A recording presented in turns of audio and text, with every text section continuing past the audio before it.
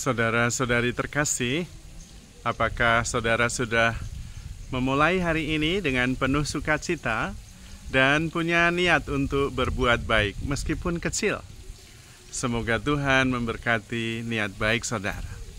Jangan lupa, hari ini kita hidup sepenuh hati karena hidup hanya sekali.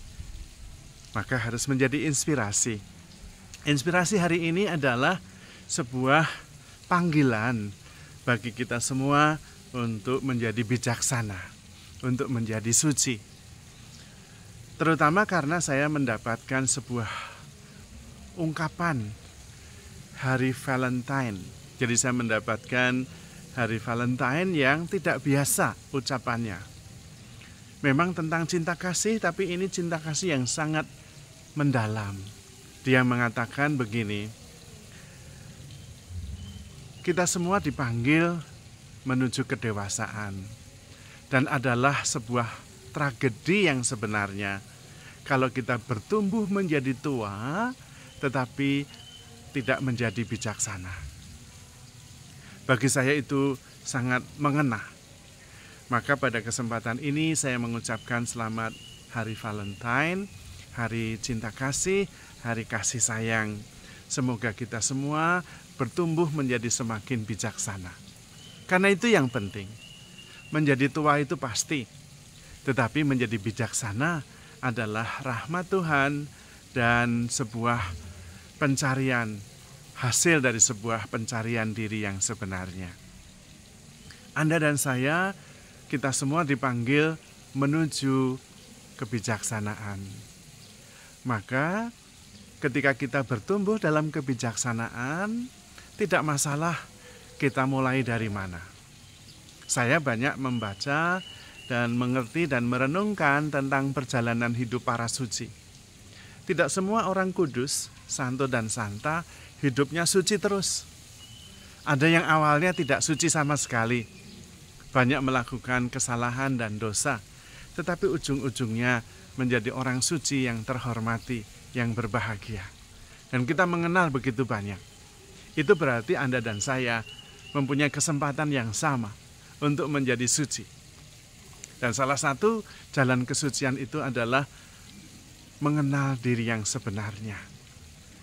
Dan bertumbuh sedikit demi sedikit, pelan-pelan menjadi semakin bijaksana.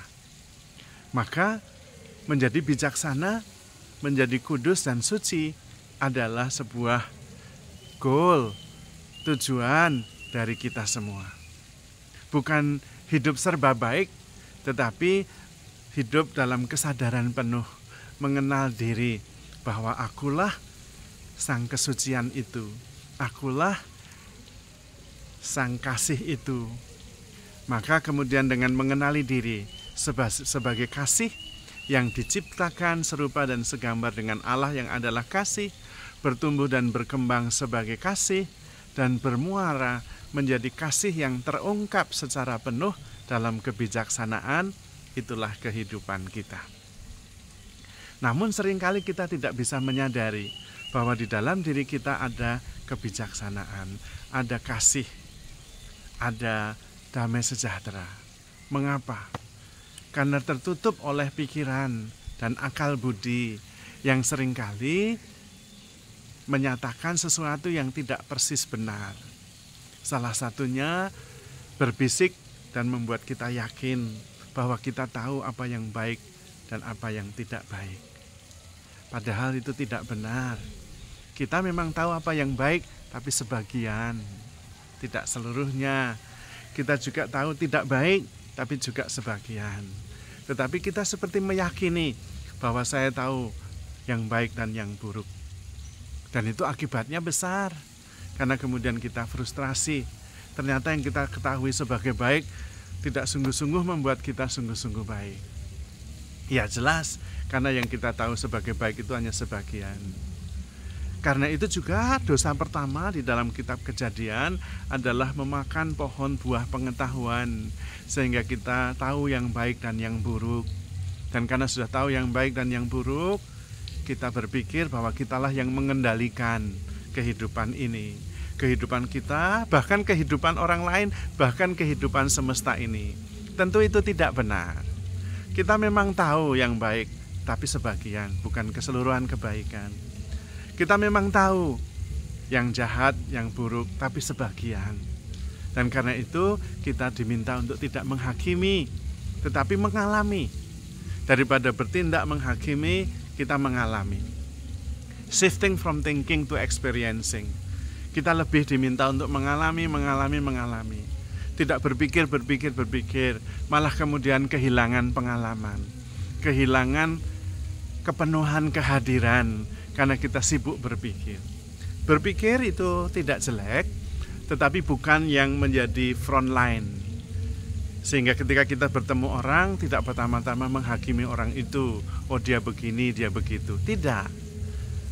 Karena tidak pernah orang itu statis, selalu bertumbuh, berkembang setiap hari, bahkan setiap saat selalu baru. Maka kita diminta makin justru menyangkal diri, menyangkal penilaian-penilaian, tapi kemudian mengalami tanpa penghakiman, hadir sepenuhnya, experiencing, mengalami kehadiran, pengalaman, dan di situ ada Tuhan yang selalu hadir. Ketika kita membuka diri, hadir sepenuhnya, terjadi perjumpaan kita dengan Tuhan sendiri, yang selalu ada, selalu hadir, dan menyelenggarakan kehidupan ini dengan bijaksana.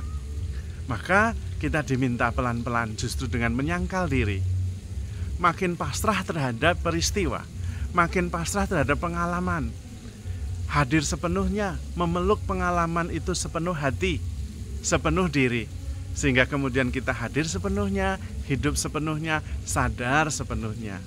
Ketika kita sadar sepenuhnya, pada waktu itu kemudian kita mengalami damai sejahtera yang sebenarnya. Dan di situ juga ada kebijaksanaan, di situ ada penerimaan sebagai ganti penghakiman. Ketika kita makin bisa menerima apapun juga, percaya segala sesuatu, menerima segala sesuatu, sabar menanggung segala sesuatu, kita bisa hadir sepenuhnya. Dan kemudian kita bisa mengatakan, I am here for you. Nah, disitulah kita kemudian bertemu dengan Tuhan. Karena ketika saya mengatakan I am here for you, itulah cinta yang sebenarnya. Dan barang siapa mengasihi, dia mengenal Allah dan tinggal di dalam Allah, karena Allah adalah kasih. Maka saudara-saudari terkasih, jangan sampai tragedi terjadi dalam hidup kita. Menjadi tua tetapi tidak menjadi bijaksana. Kalau bisa, tidak harus tua tetapi menjadi bijaksana. Dan semakin tua, semakin bertumbuh dalam kebijaksanaan. Tentu hidup menjadi menakjubkan, penuh syukur, sukacita, dan damai sejahtera. Maka saudara-saudari terkasih, handle yourself with care because you are loved. Tuhan memberkati.